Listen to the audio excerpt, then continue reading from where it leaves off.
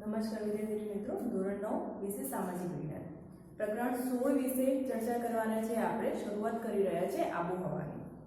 આબોહવા એટલે શું અને આબોહવા અને હવામાન વચ્ચેનો તફાવત છે એ જાણવાનો છે. એટલે આબોહવા એટલે જે પણ આપણા દેશમાં જે ઋતુઓ અનુભવાય છે. આપણા દેશમાં મુખ્યત્વે જોવા જઈએ તો 3 ઋતુઓ છે: શિયાળો, ઉનાળો અને ચોમાસું.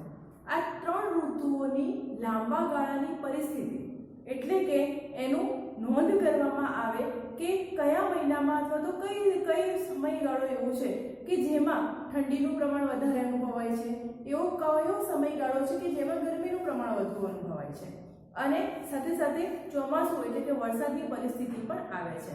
એટલે આ એક વર્ષમાં જે બદલાવ આવે છે એ બદલાવ એટલે એ લાંબા વર્ષો સુધી 35 વર્ષ કે તેથી વધુ સમય સુધી આ સતત બદલાવો નોંધવામાં આવે છે અને પછી એનું સરેરાશ તારણ કાઢવામાં આવે, એને કહેવાય આબોહવા.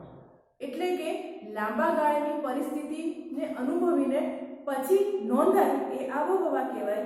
જ્યારે હવામાન છે એ સતત વારે ઘડીએ બદલાતું રહે.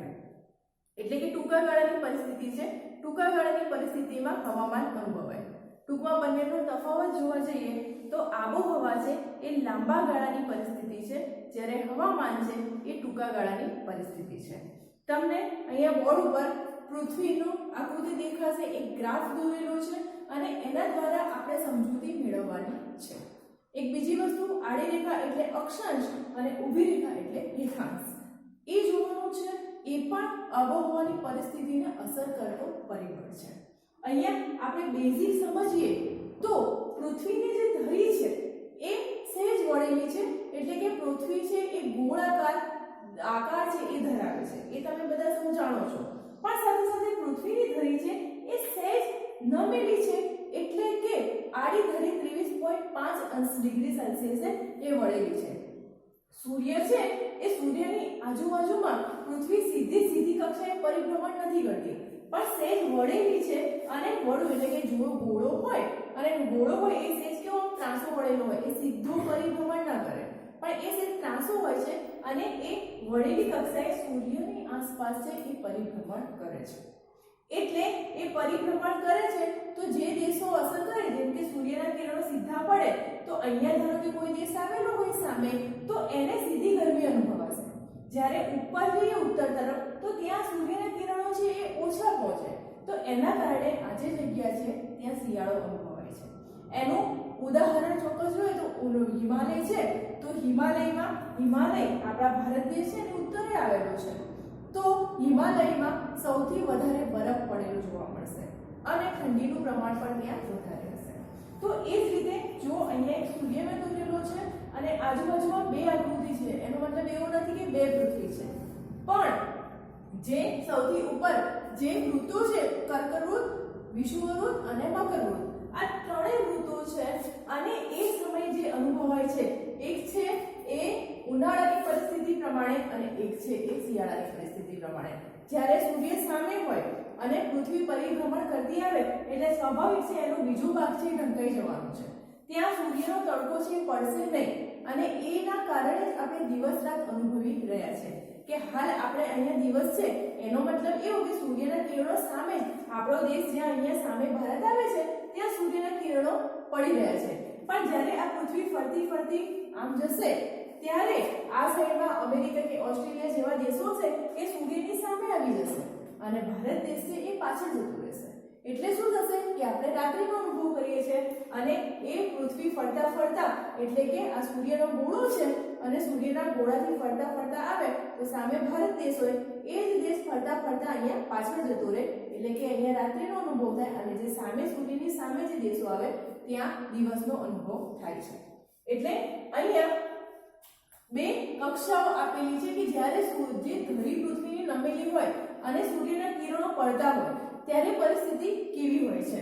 તો અહીંયા આબોહવા, પહેલા બેઝિક માહિતી લઈ લઈએ કે આબોહવા એ વાતાવરણની લાંબા ગાળાની સરેરાશ પરિસ્થિતિ સૂચવે છે. એટલે કે 35 વર્ષ કે તેથી વધુ સમયથી એને નોંધવામાં આવે અને એ સરેરાશ એટલે એક્ઝેક્ટલી તમને ખબર પડે કે શરૂઆતમાં જે જૂનથી લઈને તો આગળ સપ્ટેમ્બર મહિના સુધી ચોમાસું વરસાદ પડે છે, એ સરેરાશ તાપમાન તો કે આટલા સમયગાળામાં વરસાદ પડે છે. આગળ જોવા તો માર્ચથી લઈને મે મહિના સુધી ઉનાળાની ઋતુ છે ગરમી વધારે પડે છે. એટલે એ સરેરાશ અંદાજને તારણ કાઢવામાં આવે છે એ પરિસ્થિતિ એટલે આબોહવા. એટલે આબોહવા એ લાંબા ગાળાની સરેરાશ પદ્ધતિ છે અને હવામાન છે એ વાતાવરણની ટૂંકા ગાળાની સરેરાશ પદ્ધતિ છે. ટૂંકા ગાળાની એટલા માટે કે વાતાવરણ ગમે ત્યારે ચેન્જ થાય. અત્યારે જો ગરમી તમને લાગતી હોય તો રાત્રિ પડતા સાંજ પડતા તમને ઠંડીનો પણ અનુભવ થાય. એટલે એ હવામાન બદલાયું કહેવાય. એટલે હવામાન અને આબોહવા આ બંને વચ્ચે ઘણો તફાવત છે. આબોહવા છે એ લાંબા ગાળાની પરિસ્થિતિ છે, જ્યારે હવામાન છે એ ટૂંકા ગાળાની પરિસ્થિતિ છે. હવામાન છે એ હવામાન ક્યારે બદલાય? જ્યારે વાતાવરણમાં રહેલો ભેજ હોય, હવાનું દબાણ થતું હોય, સાથે સાથે વરસાદ છે, વાદળ છે, આ બધી પરિસ્થિતિ ઉદ્ભવે ત્યારે હવામાનમાં પલટો, હવામાનમાં બદલાવ થાય છે. ઘણીવાર તમે જોશો કે શિયાળામાં પણ વરસાદ પડે છે, કરા પડે છે. એટલે શિયાળામાં કહીએ છીએ કે માવઠું એવી પરિસ્થિતિ થાય છે. શિયાળામાં ઘણીવાર ઠંડી વધારે પડે, સાથે સાથે પવન પણ ફૂંકાય છે અને જેના કારણે ઠંડીનો વધારે અનુભવ થાય છે. એટલે ત્યારે હવામાન બદલાયું છે એવું કહેવામાં આવે છે. એટલે હવામાન બદલાવામાં જે પરિબળો ભાગ ભજવે છે એ ખાસ કરીને હવામાં રહેલો ભેજ, હવાનું દબાણ, હવાનો રહેલો ધુમ્મસ, વાદળ અને વરસાદ, આ બધી પરિબળો છે એ હવામાનને અસર કરે છે, હવામાનને બદલે છે. ઋતુ પ્રમાણે દિશા બદલતા પવનોની વાત કરીએ તો એ પવનોને મોસમી પવનો કહેવાય. ઘણીવાર તમે જોશો તો પવનો વધારે ફૂંકાશે, એટલે કે વધારે જોરશોરથી આવશે. ઘણીવાર ઠંડી ડમરીઓ સાથે ઉડશે અને ઘણીવાર એ શાંત લહેરકીની જેમ આવશે. તો જે રીતે ઋતુ બદલાય છે એ પ્રમાણે પણ પવનો હોય છે, પવનોની દિશા અને એની પરિસ્થિતિ પણ બદલાય છે અને માટે એને મોસમી પવનો કહેવામાં આવે છે. આ મોસમી પવનો છે એ ખાસ કરીને અરબી ભાષાનો મૂળ શબ્દ મોસીમ પરથી ઉતરી આવ્યો. એટલે મોસીમ શબ્દ અરબી ભાષાનો શબ્દ છે અને એના ઉપરથી મોસમી પવનો એવો જે નામ છે એ પાડવામાં આવ્યું. આપણો ખાસ કરીને ભારત દેશ, પાકિસ્તાન છે, બાંગ્લાદેશ છે, મ્યાનમાર, શ્રીલંકા, આ જે દેશો છે એ દેશો આ ખાસ કરીને મોસમી પવનોનો સામનો કરે છે. એટલે કે ખાસ કરીને જો મોસમી પવનો અનુભવાતા હોય તો એવા દેશો છે ભારત, શ્રીલંકા, બાંગ્લાદેશ, મ્યાનમાર અને પાકિસ્તાન. એટલે મોસમી પવનો આ દેશોમાં વધારે અનુભવાય છે. હવે વાત કરીએ આ પરિભ્રમણની. તો સૌથી પહેલા જે આકૃતિ દોરી છે એ બંને પૃથ્વીની જ છે, પરંતુ પૃથ્વી જ્યારે ફરે છે એ પરિસ્થિતિ પ્રમાણે એનું આલેખન કરેલું છે. હવે જ્યારે પૃથ્વીનો ગોળો ફરતો ફરતો અહીંયા આવે, સૌથી પહેલા જો તો કે પૃથ્વીનું સૂર્યની ચારે બાજુમાં પરિભ્રમણ, એટલે પૃથ્વી જે છે એ 23.5 ડિગ્રીએ વળેલી છે અને એનું આ નમન છે, આ ધરી નમેલી છે, એ પણ આ આબોહવાને ભાગ ભજવે છે. ઋતુઓ બદલાય છે એ કારણે જ બદલાય છે. હવે પૃથ્વી ધારો કે નમેલી હોય તો સ્વાભાવિક છે કે અહીંયા કર્કવૃત બાજુમાં હશે અને વિષુવવૃત્ત બાજુમાં હશે, તે સૂર્યના કિરણો સીધા પડશે. જ્યારે નીચેની તરફ હશે, એટલે કે મકરવૃત્તવાળા છેડે હશે, ત્યાં સૂર્યના કિરણો જલ્દી પડશે નહીં, ઓછા પડશે.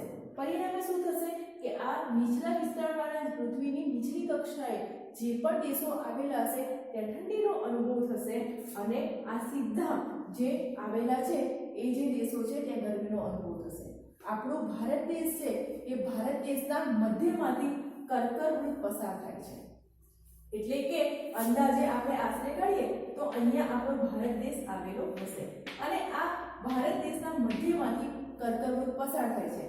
માટે જ આપણને ઉનાળા દરમિયાન ગરમીનો અનુભવ થાય છે. જે છે જૂન સુધી, જૂનની શરૂઆતમાં પછી વરસાદ આવે ત્યાં સુધી આ પૃથ્વીની કક્ષા છે એ સીધા સૂર્યના કિરણો કર્કવૃત્ત છે આ કર્કવૃત્ત પરથી પસાર થશે. વિષુવવૃત્ત પર આવેલા દેશો છે ત્યાં પણ ગરમીનું પ્રમાણ વધારે રહેશે. એટલે કે ખાસ કરીને જોવા જઈએ તો ભારત છે, શ્રીલંકા, પાકિસ્તાન, બાંગ્લાદેશ, મ્યાનમાર જેવા દેશો અહીંયા આવેલા હશે અને ત્યાં ગરમીનું પ્રમાણ વધારે જોવા મળશે. કારણ કે પૃથ્વીની ધરી સહેજ નમેલી છે અને એ રીતે પરિભ્રમણ કરે છે અને માટે સૂર્યના કિરણો છે આ કર્કવૃત્ત અને વિષુવવૃત્ત સાઈડમાં વધારે હશે. એટલે કે જ્યારે પૃથ્વી ફરતી ફરતી આ તરફ આવશે, સૂર્યના કિરણો આ સાઈડમાં હશે, ત્યારે કર્કવૃત્ત અને વિષુવવૃત્ત ઉપર સીધા સૂર્યના કિરણો પડશે હવે વાત કરીએ આગળ કે ફરીથી પૃથ્વીની જે ધરી છે એ 23.5 ડિગ્રી સેલ્સિયસે નમેલી છે, એટલે કે સહેજ વળેલી છે, સીધું પરિભ્રમણ કરતી નથી પણ વળેલી કક્ષાએ કરે છે અને એ કક્ષાની સાથે સાથે 66.5 નો ખૂણો બનાવે છે, એટલે જે કાટખૂણે લઈએ તો કાટખૂણાથી લઈને આશરે અંદાજિત આવો ખૂણો બનાવતી હશે 66 પોઈન્ટ. જે 66 પોઈન્ટનો ખૂણો હોય એટલે કે આ રીતે બનાવે છે, એક્ઝેક્ટ કાટખૂણો નથી બનાવતી પણ અંદાજે 66.5 ડિગ્રી સેલ્સિયસનો ખૂણો બનાવે છે અને આના કારણે જ ઋતુઓ બદલાય છે. પૃથ્વી ફરે છે અને એ પણ સહેજ નમેલી કક્ષામાં ફરે છે, એટલે કે જ્યાં સીધો તડકો આવે છે, કર્કવૃત સૂર્યના કિરણો સીધા પડે છે અને એ જ જગ્યાએ જો પૃથ્વી ફરતી ફરતી આમ આગળની કક્ષાએ આવે તો આમ નમી જાય, એટલે કે આ વિષુવવૃત્ત અને મકરવૃત્ત પર સૂર્યના કિરણો વધારે પડે. એટલે કે જ્યારે પૃથ્વીનું જે ગોળો છે એ ગોળો આમ આવે ત્યારે કર્કવૃત્ત અને મકરવૃત્ત આવે, પણ પૃથ્વી એ જ પૃથ્વીની સપાટી ધરીને આમ આવે ત્યારે મકરવૃત્ત અને વિષુવવૃત્ત ઉપર વધારે, એટલે કે નીચલા ક્ષેત્રો હોય ત્યાં જે તડકો છે, જે પ્રકાશ છે, કિરણો છે એ વધારે પડે, એટલે ઋતુઓનો પરિવર્તન થાય. વધારે સમય સૂર્યપ્રકાશ મેળવતા વિસ્તારો છે એટલે ત્યાં છે એ ઉનાળાનો અનુભવ થાય. એ સ્વાભાવિક વસ્તુ છે કે જ્યાં સૂરજનો તડકો વધારે પડે ત્યાં ગરમીનો અનુભવ થવાનો છે, એટલે કે જે સમય પરિભ્રમણ થાય છે અને તે જગ્યાએ પૃથ્વીનો જે સૂર્યના કિરણો છે એ પૃથ્વીના ભાગ પર સીધા પડે છે, તે જગ્યા તે વિસ્તાર હશે ત્યાં સીધો પ્રકાશ પડશે અને એના કારણે તે વિસ્તારોમાં ગરમીનો એટલે કે ઉનાળાનો અનુભવ થશે.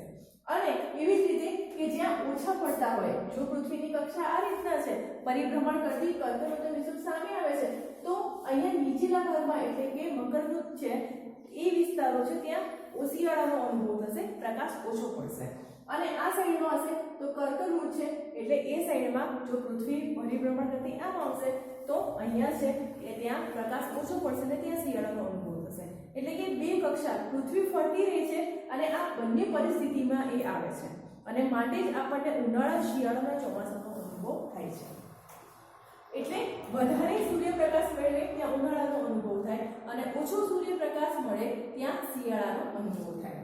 22 ડિસેમ્બર યાદ રાખવા જેવો છે દિવસ કે 22 ડિસેમ્બર શિયાળાનો સમય હોય અને એ દિવસ છે એ સૌથી ટૂંકો દિવસ હોય છે અને રાત્રિ છે એ લાંબી હોય છે, ઠંડી વધારે અનુભવાય છે. ડિસેમ્બર હોય એટલે ઠંડી અનુભવાય જ ભારતમાં, પણ એવું કહેવાય છે કે 22 ડિસેમ્બર છે એ રાત્રિ એ સૌથી લાંબી અને દિવસ છે એ સૌથી ટૂંકો છે. એ પણ શા માટે? આના કારણે, કારણ કે પૃથ્વીની જે કક્ષા છે એ મોટે ભાગે આપણે જે ભારત દેશ છે એ ભારત દેશના મધ્યમાંથી કર્કવૃત્ત પસાર થાય છે, એટલે પૃથ્વી જ્યારે પૃથ્વી ફરતી ફરતી આ દિશામાં આવશે, કર્કવૃત્ત અહીંયા છે એટલે ભારત દેશ સ્વાભાવિક છે આટલામાં હશે, તો આ પૃથ્વીનો ગોળો આમ નમી ગયો એટલે સૂર્યના કિરણો જલ્દી આસાનીથી અહીંયા પહોંચી શકતા નથી અને માટે ઠંડીનો અનુભવ થશે. એટલે 22 ડિસેમ્બરનો સમય હશે ત્યારે પૃથ્વીની પરિભ્રમણની કક્ષા આમ હશે, ગોળો ઉપરની બાજુમાં હશે અને ભારત દેશ અહીંયા હશે અને એ માટે જ ઠંડીનો અનુભવ છે એ વધારે થાય છે. સૂર્યના સીધા કિરણો કઈ બાજુમાં હશે? મકરવૃત્ત સાઈડમાં, એટલે રાત્રિ લાંબી અને ઠંડી અનુભવાય છે. એનાથી ઊંધું 21 જૂનની વાત કરીએ તો 21 જૂને કર્કવૃત્ત પર સૂર્યના કિરણો લાંબા પડે છે. પૃથ્વી ફરતી ફરતી પાછી પરિસ્થિતિ બદલાય એટલે ફરતી ફરતી જ્યારે આ દિશામાં આવે એટલે પાછું શું થયું? કર્કવૃત્ત છે એ સામે, જ્યારે ગોળો આમ હોય ત્યારે સૂર્યના કિરણો એને પહોંચી શકે નહીં, પણ જ્યારે ગોળો નમતો આવે પરિભ્રમણ કરતો કરતો ત્યારે કર્કવૃત્ત છે એ સામે જાય એટલે સૂર્યના કિરણો સીધા પડે એટલે શું થયું? તો કે 21 જૂનનો સમય હશે એની આસપાસનો ઉનાળાની શરૂઆત થઈ ગઈ. તો ઉનાળો છે એવા સમયગાળા દરમિયાન પૃથ્વીની પરિભ્રમણની પરિસ્થિતિ આવી હશે અને એ સમયે સૌથી લાંબામાં લાંબો દિવસ જ્યારે 21 જૂને સૂર્યના કિરણો પૃથ્વી પર લંબ પડે છે. લંબ એટલે કે સીધા, આ સીધા સૂર્યના કિરણો પડે છે અને જેના કારણે ગરમીનો અનુભવ થાય છે. એટલે કહેવાય છે કે દિવસ લાંબો અને રાત્રિ ટૂંકી. 21 ડિસેમ્બર આવે એટલે રાત્રિ લાંબી, દિવસ ટૂંકો, અને 21 જૂન આવે 22 ડિસેમ્બર આવે એટલે રાત્રિ લાંબી અને દિવસ ટૂંકો, અને 21મી જૂન આવે ત્યારે દિવસ લાંબો હોય અને રાત્રિ હોય ટૂંકી હોય, કારણ કે દિવસ સૂર્યના સીધા કિરણો પડે છે, સ્વાભાવિક છે એ સમય દિવસ લાંબો જ થવાનો છે. એટલે ઉત્તર ગોળાર્ધમાં પડતા આ દિવસ છે એ લાંબો બને છે અને આની સીધી અસર માનવીના ખોરાક, પોશાક અને રહેઠાણ ઉપર પડે છે.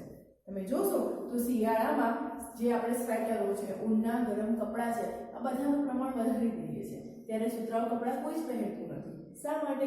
કારણ કે ઠંડીનો અનુભવ વધારે છે, માણસના ખોરાક પર પણ અસર પડે છે, કારણ કે એ સમયે શરદી છે, ઉધરસ છે, તાવ છે, આ બધું ઠંડીના કારણે એ સીધી માનવીના સ્વાસ્થ્ય પર અસર પડવાની, અને જેના લીધે આપણે સારા એવા ફળફળાદી છે, ખોરાકો છે, અને સાથે સાથે એવા તેજાના છે, મરી મસાલા છે, એ સમયે લોકો જે કચેરિયું છે અને એની સાથે સાથે ઘણા સૂંઠના કે એવા ગરમ મરી મસાલાનો પણ ઉપયોગ કરતા હોય છે, એટલે સીધી માણસના ખોરાક ઉપર અસર પડે. શિયાળાના સમયમાં બાજરીના રોટલા કે બાજરીનું પણ પ્રમાણ, એના ખોરાકનું પણ પ્રમાણ વધી જાય છે. ઉનાળામાં બાજરીનો ઉપયોગ કોઈ કરતું નથી અને કરે છે તો ઓછા પ્રમાણમાં હોય છે, એટલે ખોરાક ઉપર પણ સીધી અસર થાય છે, પોશાક ઉપર થાય છે. શિયાળામાં ઊનના કપડાં છે, જે જાડા કપડાં છે, એ ઉપયોગ કરીએ છીએ, જ્યારે ઉનાળામાં આપણે સુતરાઉ કપડાનો ઉપયોગ કરીએ છીએ. એટલે રહેઠાણ પર, ખોરાક પર પણ પડે, કપડાં પર પણ પડે અને સાથે સાથે રહેઠાણ પર પણ પડે. રહેઠાણ પર શા માટે? કારણ કે એ સમયે સૌથી વધારે હવા ઉજાસ, જ્યારે ગરમી હશે ત્યારે પંખા ચાલુ હશે, એસી ચાલુ હશે, સાથે સાથે હવા ઉજાસવાળા ઓરડા હશે, બંધ નહીં રાખીએ. ત્યારે શિયાળાના સમયમાં ઠંડીનું પ્રમાણ વધારે હોવાથી શું કરશે કે માણસો છે એ મોટે ભાગે ઘરમાં રહેવાનું પસંદ કરશે, બંધ બારીવાળામાં રહેવાનું પસંદ કરશે. એનાથી વિરુદ્ધ ઉનાળાનો સમય આવશે, ગરમી વધારે પડશે, એટલે લોકો હિલ સ્ટેશન કે જ્યાં ઠંડીનો અનુભવ થાય, વાતાવરણ થોડું નરમ હોય, સમ પ્રમાણમાં હોય, એટલે કે હિલ સ્ટેશને જવાનું પસંદ કરશે. એટલે ઋતુઓનો ફેરફાર થાય છે, આબોહવાનું પરિવર્તન થાય છે, એની સીધી અસર છે એ માનવીના ખોરાક ઉપર, રહેઠાણ ઉપર અને પોશાક ઉપર જોવા મળે છે. આગળ જોઈએ તો ભારત જેવા મોસમી આબોહવા ધરાવતા દેશોમાં ઋતુ પ્રમાણે દિશા બદલતા શિયાળા અને ઉનાળા એવા મોસમી પવનો છે એ ઋતુગત હવામાન પર વ્યાપક અસર પાડે છે, અને આથી જ આ આબોહવાને મોસમી આબોહવા કહે છે. મોસમી આબોહવા, મોસમ પ્રમાણે જેમ પવનોની દિશા બદલાય છે અને એ જ રીતે આપણને ઠંડી ગરમીનો અનુભવ થાય છે. એનું એક ખાસ પરિબળ આ છે કે પૃથ્વી નમેલી છે અને ફરે છે, એટલે જે સર્જી જગ્યાએ સૂર્યના કિરણો વધારે પડે છે તે સીધા ઉનાળો ગરમીના પવનો છે એ પ્રમાણે પવનો વાય છે, એ પ્રમાણે ફૂંકાય છે.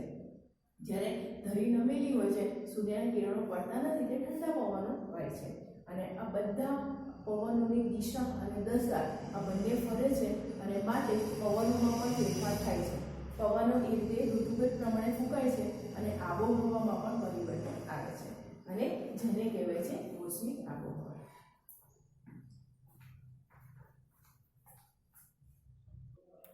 પૃથ્વીનું જે અક્ષાંશ, એની ધરીની અસમાનતા, વાતાવરણનું દબાણ, સાથે સાથે સમુદ્ર કિનારાથી દૂર અને સમુદ્ર કિનારાની નજીકના વિસ્તારો, આ તમામ પરિબળો છે કે જે આબોહવાને અને જે તે દેશને અસર કરે છે. હવે વાત કરીએ ભારતની આબોહવાની વિવિધતા શા માટે છે અને કઈ કઈ છે. તમે સૌ જાણો છો કે આપણા ભારત દેશમાં બધી ઋતુઓ, એટલે કે મેક્સિમમ 3 ઋતુઓ છે, 3 ઋતુનો અનુભવ થાય છે. એના સિવાય જોઈએ તો વસંત, શિશિર છે, હેમંત છે, આ ઋતુઓનો પણ અનુભવ છે એ આપણે કરી રહ્યા છીએ. તો આ તમામ જે ઋતુઓ છે એ ઋતુઓનો અનુભવ છે, એ અનુભવ પણ આ આબોહવાની પરિસ્થિતિને અનુસરે છે કે એને લાગુ પડે છે. દક્ષિણ ભારત દ્વીપકલ્પીય જે પરિસ્થિતિ ધરાવતો દેશ છે, અને એ દરિયા કિનારેની સમ આબોહવા છે એ પણ અનુભવાય છે. દરિયા કિનારેની સમ આબોહવા એટલે કે તમે દરિયા કિનારે જશો, જો દેશમાં ગરમી પડતી હોય એટલે કે ઉનાળાની ઋતુ હોય, પણ તમે દરિયા કિનારાની જગ્યાએ જાઓ તો તમને સમ આબોહવા એટલે કે ગરમી હશે પણ વધારે પડતી ગરમીનો અનુભવ થશે નહીં, એટલે કે ના ગરમી ના ઠંડી એવી સમ એટલે કે સરખી સમાન આબોહવાનો અનુભવ થશે.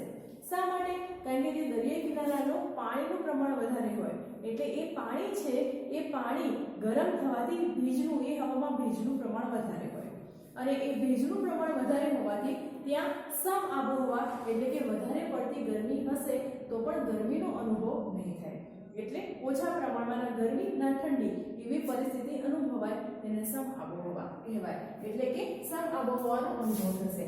જ્યારે દરિયા કિનારાથી દૂર જાઓ તો ખંડીય આબોહવા અનુભવાય. ખંડીય આબોહવા એટલે કે જે તે વિસ્તારની જે આબોહવા હોય એ પ્રમાણે તેનો અનુભવ કરી શકાય.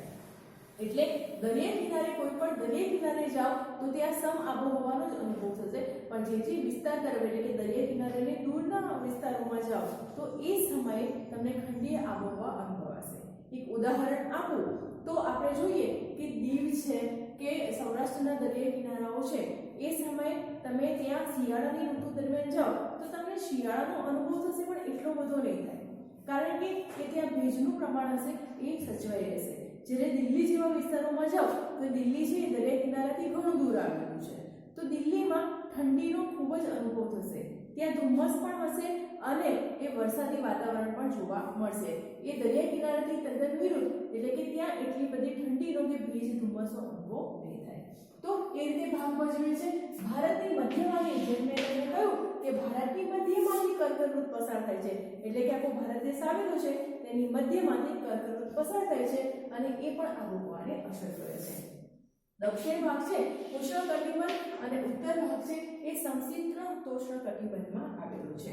પરિણામે તાપમાનમાં અને વરસાદમાં ઘણો મોટો તફાવત જોવા મળે છે અને એ તફાવત છે એ આપણા ભારત દેશના ઘણા વિસ્તારોમાં આપણે પ્રત્યક્ષ અનુભવ કરી રહ્યા છે.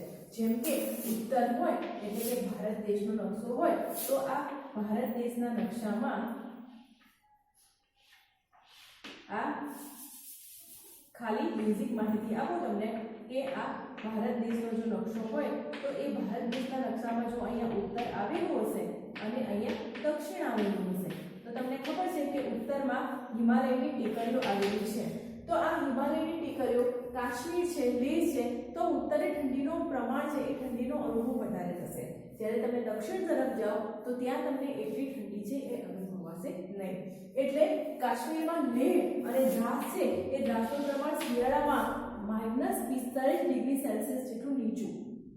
હવે જો 0 હોય અને 0 થી નીચે તાપમાન જવા માટે એટલે એ માઇનસમાં જાય. હવે -45° એટલે કે માણસ જો જીવતો હોય તો બરફ થઈ જાય, એટલી ઠંડી વાળી કે ચારે તરફ બરફ હોય અને બરફ સિવાય તમને કંઈ જોવા મળે નહીં. એટલે -45°C જેટલું નીચું તાપમાન એ લેહ, લદ્દાખ અને દ્રાસમાં જોવા મળે છે. જ્યારે એનાથી તદ્દન ઊંધું રાજસ્થાનમાં તમે જાઓ તો રાજસ્થાનમાં શ્રી ગંગાસાગર અને અલવર ખાતે ઉનાળુ તાપમાન છે એ 51°C જેટલું ઊંચું જોવા મળે છે. તદ્દન વિરુદ્ધ પરિસ્થિતિમાં કે જ્યારે લેહ અને દ્રાસમાં એટલે કે ઉત્તર ભારતની ઉત્તરે ઉપરની સાઈડમાં આવેલા છે અને ત્યાં પ્રમાણ સૌથી નીચું છે એટલે કે -°એ પ્રમાણ જાય છે, ત્યાં બરફ જેવી પરિસ્થિતિ આવશે. ત્યારે રાજસ્થાન જેવા વિસ્તારોમાં જાઓ સૂર્યના કિરણો સીધા પડે છે અને માટી ત્યાં ઉનાળા જેવી ઋતુમાં 51°, એટલે જો માણસ બહાર જાય તો બળી જાય એવી પરિસ્થિતિ થાય કે ચામડી બળી જાય અને તકલીફો ઊભી થાય એવી પરિસ્થિતિમાં ઉનાળુ તાપમાન 51°C જેટલું ઊંચું જાય છે. એવી રીતે જોવા જઈએ તો કે પૂર્વ ભારતમાં મેઘાલય રાજ્યમાં ચેરાપુંજીમાં દુનિયાનો સૌથી વધારે વાર્ષિક વરસાદ 1200 સેમી જેટલો વરસે છે. એટલે કે સૌથી વધારે વરસાદ હોય એ પણ હિમાલયના ક્ષેત્રોમાં તમે ઉપરના જાઓ એટલે પહાડી વિસ્તારો હોય ત્યાં વરસાદનું પ્રમાણ વધારે હોવાનું. તો 1200 સેમી જેટલો વરસાદ અને ચેરાપુંજીથી આશરે 16 કિલોમીટર દૂર છે ત્યાં મોસીનગર નામનું જે આવેલું છે રાજ્ય, ત્યાં 24 કલાક વરસાદ પડેલું હોવાનું નોંધાયું છે. એટલે કે જ્યારે વરસાદમાં તારણ કાઢ્યું તો 24 કલાક એટલે સતત વરસાદ નોંધાવા તરીકે એ પ્રસિદ્ધિ પામ્યું છે. પશ્ચિમ રાજસ્થાનની વાત કરીએ તો રણ પ્રદેશ આવેલું છે અને સમગ્ર વર્ષ દરમિયાન 10 થી 12 સેમી જેટલો જ વરસાદ પડે છે. એટલે વિચાર કરો કે આ ઉત્તરે 1200 સેમી જેટલો વરસાદ પડે સિઝનમાં, જ્યારે રાજસ્થાનમાં 10 થી 12 સેમી એટલે કે સાવ નહિવત પ્રમાણમાં રાજસ્થાનમાં વરસાદ પડે છે. તદ્દન વિરોધાભાસી પરિસ્થિતિ. એક જગ્યાએ જ્યાં વરસાદનું અને સુનામી આવે કે પૂર આવે એવી પરિસ્થિતિ હોય, જ્યારે એ જ ભારતના અમુક વિસ્તારમાં દુષ્કાળ અને અછત જેવી પરિસ્થિતિ ઊભી થાય. એટલે આ આબોહવાના પરિણામે જે ઋતુઓ ફરે છે આબોહવાની અસરના લીધે તદ્દન વિરોધાભાસી જે પરિસ્થિતિ છે એ પરિસ્થિતિ ઊભી થાય છે અને એ આપણા દેશમાં છે જોવા મળે છે. સાથે સાથે ગાજવીજના તોફાનો, ધૂળની ડમરીઓ, ઉષ્ણકટિબંધમાં જે ચક્રવાતો છે આ ચક્રવાતોની અસરો પણ ભારત દેશના ઘણા બધા પ્રદેશમાં છે એ થાય છે અને તેના લીધે ઋતુગત હવામાન છે, તાપમાન છે, એમાં ઘણા બધા અનેકવિધ ફેરફારો છે એ જોવા મળે છે. હજી પણ આગળ ચર્ચાઓ છે, પણ એ પછી આપણે નેક્સ્ટ લેક્ચરમાં ચર્ચીશું. હાલ પૂરતું આટલું.